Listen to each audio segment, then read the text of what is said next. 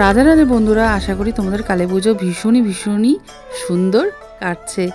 আর দীপাবলি মানেই তো আলোর পুজো। চারিদিক সারা বাড়ি আলোর সাজে সাজিয়ে বাজি ফাটিয়ে একটু আনন্দ না করলে কি চলে? চলুন আজকেও কয়েকটা মাতৃমণ্ডপ আপনাদের দর্শন করায়। প্রথমে চলে এসেছি নবপল্লী অ্যাসোসিয়েশনের পক্ষ থেকে এই প্যান্ডেলটি তৈরি করা হয়েছে বৃন্দাবনের চন্দ্রকোনা মন্দিরের আদলে। তো এইখানে প্রচণ্ড ভিড় প্রত্যেক বছরের ন্যায়। আর প্যান্ডেলের মধ্যে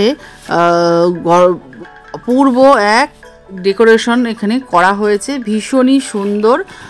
মেয়ের শরীরটা ঠিক নেই বলে সেজন্য মেয়েকে একটু ওর বাবা কোলে নিয়েই ঠাকুর দেখলো। ডেকোরেশনটাই তোমাদেরকে দেখাচ্ছি, আলোকসজ্জার সাজটাও ঠিক এই রকমটা হয়েছিল।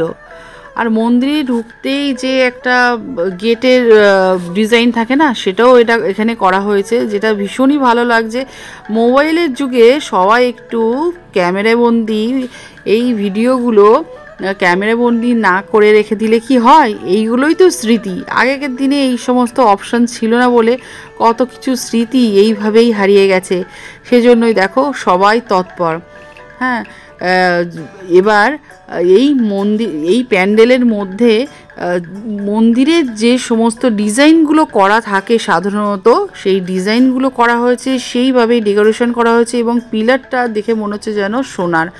এত অপূর্ব অন্দর সাজ এই প্যান্ডেলের, সত্যি খুবই ভালো লাগছে, খুবই পজিটিভ ভাইবস দিচ্ছে। কারণ শ্রীকৃষ্ণ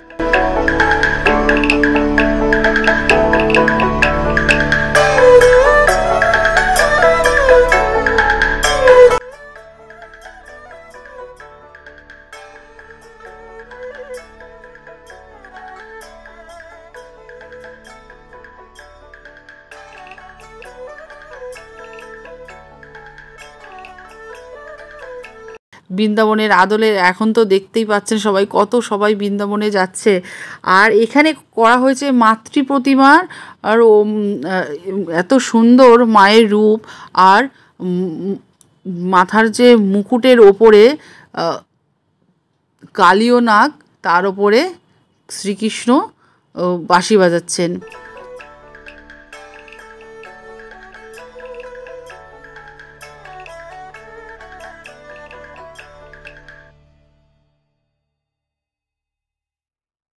নবপল্লী বয়েজ স্কুলে দ্বারকার অনুকরণে এখানে পূজা মণ্ডপের থিম তৈরি করা হয়েছে।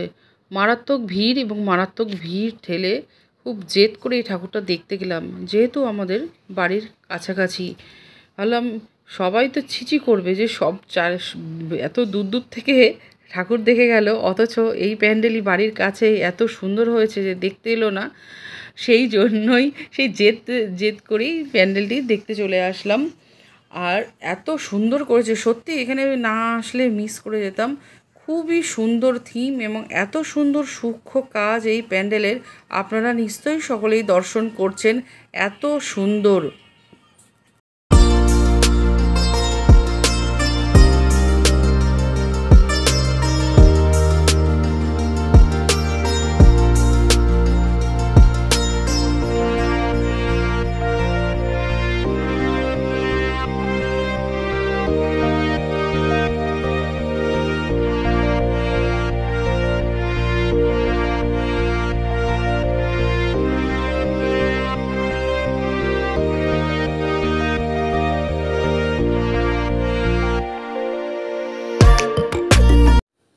প্যান্ডেলের বাইরেটা আমরা খুব ভালো করেই দর্শন করলাম। আর এরপরে চলে যাব প্যান্ডেলের অন্দর সাজ দেখতে।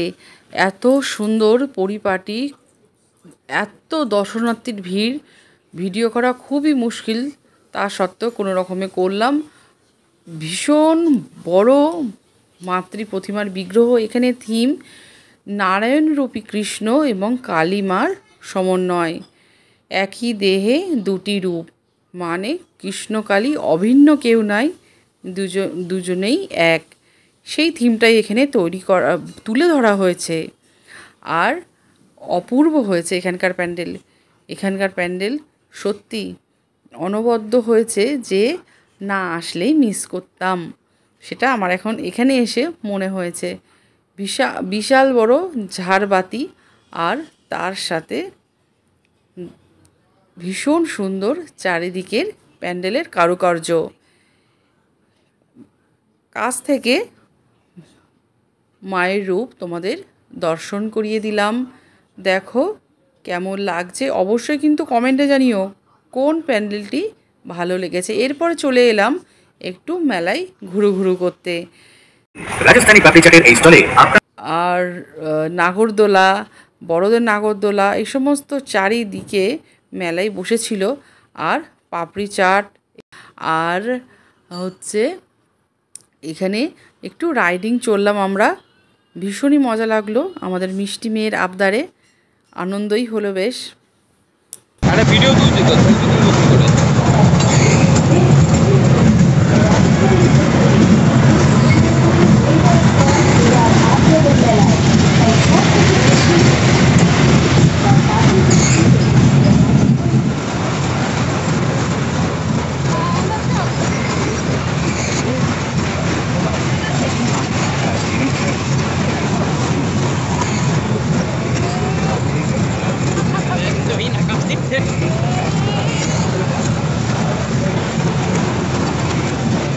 বারাসাত নবপল্লী আর একটা ছোট্ট পুজো, এই পুজো মণ্ডপটি